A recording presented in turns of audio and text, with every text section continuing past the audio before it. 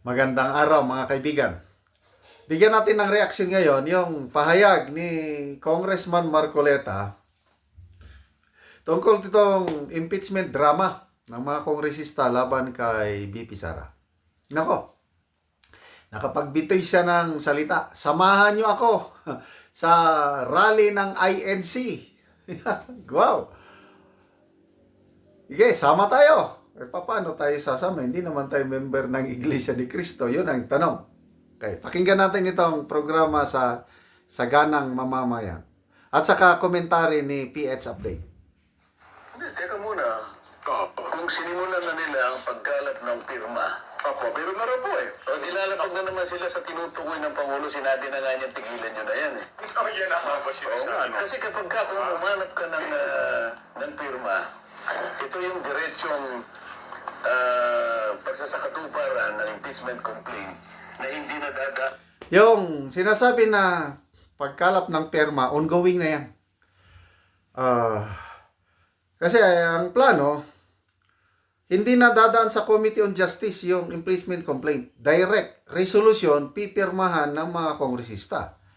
According to Ka-Eric, yung sources niya sa Congress, as of yesterday morning, meron ng 60 congressmen na nakapirma. So, konti na lang, 45 na lang ang kulang para aangat na maisampa na ang impeachment complaint sa Senado. Yun ang sinasabi ni Congressman Marcoleta na hindi nila gustong sundin yung hiling ng Pangulo. Sa Committee on Justice. So Iyo. ito'y tuloy-tuloy na itatransmit sa Senado kasama na yung articles of impeachment. Kapag ginawa nila ito yung pinag-uusapan natin na imbes na sila ay magkaisa sa Pangulo, makipagkaisa sa Pangulo sa kanyang layunin, na isang tabi na natin lahat ito sapagkat sa kanyang panukala, sa kanyang pagtaya, mas marami tayong problema ngayon.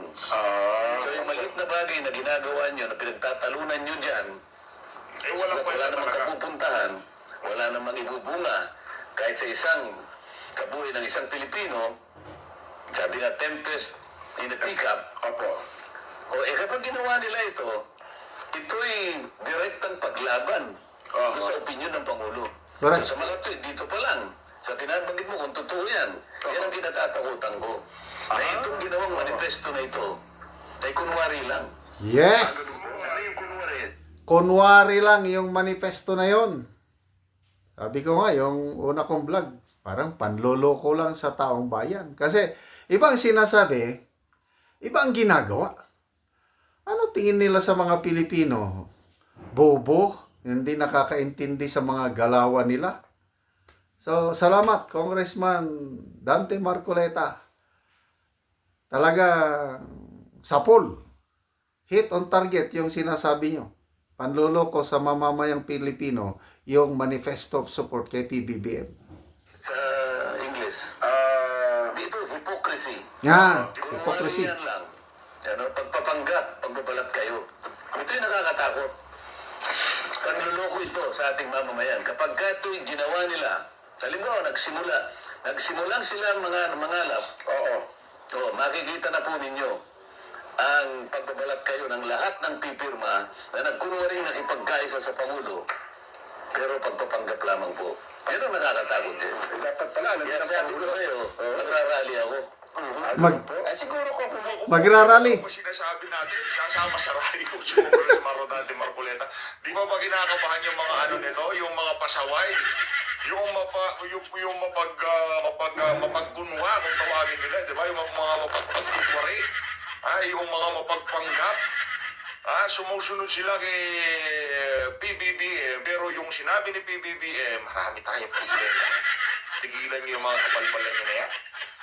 Hindi naman magiging presidente si Tamba, tigilan niyo yan. Ngayon, kahit si Marcos, ayaw niya lang diretsuhin nitong si Tamba. Alam niya.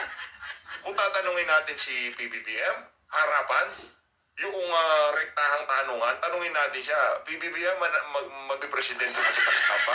Kahit pinsan niya si Tamba, ilalaglag niya 100%. Paniwala ko kayo sa hindi, sasabihin niya, walang pag-asa. Kaya kung ako sa inyo, yung mga minions ni Tamba, naku, mag-isip-isip po kayo.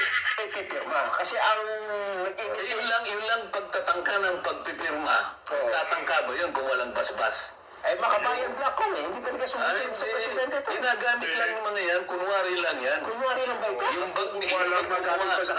bang gumawa ng manifestong ito, ay tatanong ko sa inyo, sumama ba yung Makabayan Black? Hindi po. Wala nakapirmata dyan. O kaya nga, pero doon sa pag-uusig, sa confidential fund, kinasangkapan sila ng leadership. Hindi nyo napansin yun. Kita naman ko. Di gano'n, kunwarian lang ito. Kung pagharap ng Pangulong Duterte sa Quadcom ang unang pinunod agad yung grupo na Kaya makabayan. nga, itinabipas siya doon sa kalaban ng Pangulo. Naintindihan naman natin lahat yun eh. Kaya nga sinasabi ko sa inyo, ito yung pagkukunwari lang kapag pinilit nila. Makakapag-initiate ba yung mga yun? Walang kayo. Kung walang basbas. Ay, napagod lang sila eh. Sino pipirma dyan? Halimbawa, kung walang basbas ang Pangulo, o hindi apat lang silang pumirma. Well, ako naman ko. Isasama mo yung isang akbayan. Bagong yung dagdag, Napatagi-tagilid yung bibig kong magsalita. O, dilima lang sila.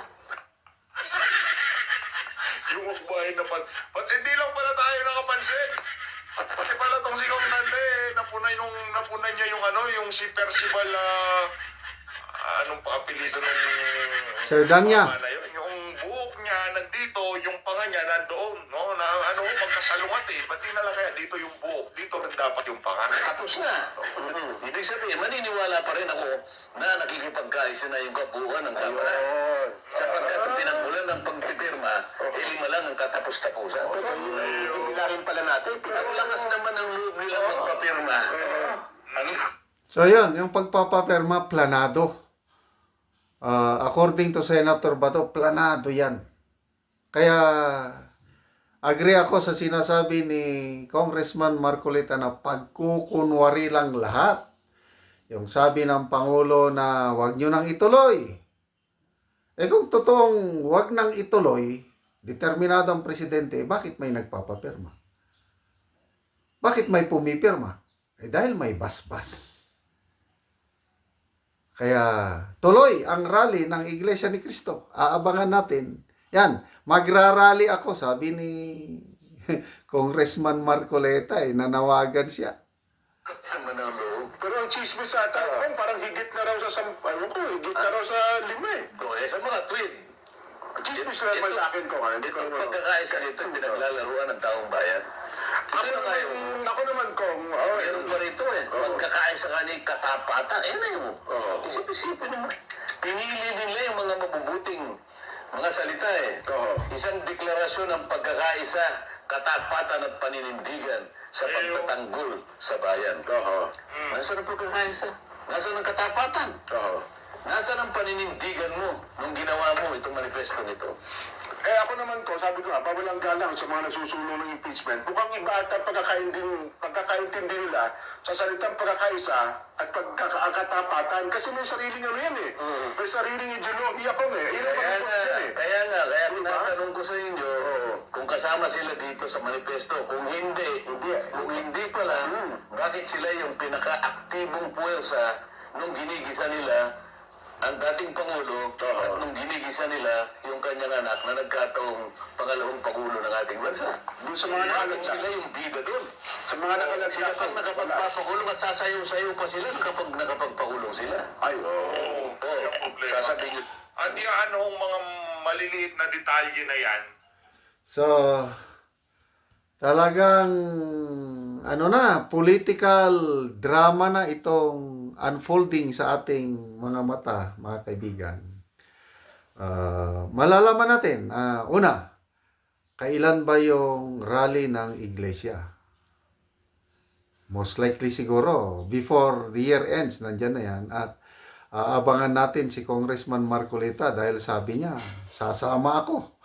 Magrarally ako. Ang isa pang tanong dyan is, kailan nila mabubuo yung 105 signatures? I-endorse na ba nila yung impeachment complaint bago sila mag-break December 20? Ano sa tingin nyo? Ako, sa tingin ko, ma-endorse na yan bago December 20 break. Nandyan na sa Senado. Kaya ang Senado, mapipilitan na magbuo, they will convene into an impeachment court. So, dyan na ang labanan. So, sinong mananalo, sinong matatalo, okay, nasa kamay na ng senador ang kinabukasan ng impeachment case na yan.